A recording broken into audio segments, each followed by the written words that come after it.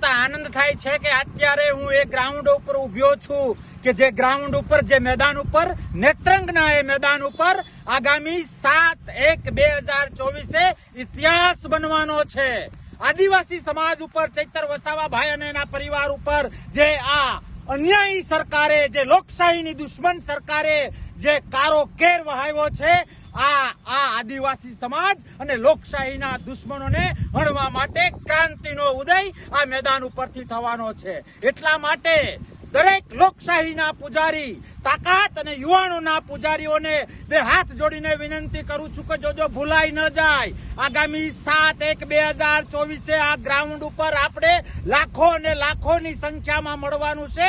રાષ્ટ્ર માટે મળવાનું છે, લોકશાહીના રક્ષણ માટે મળવાનું છે, બહેનો ઉપર જે અન્યાય થાય છે એના માટે મળવાનું છે.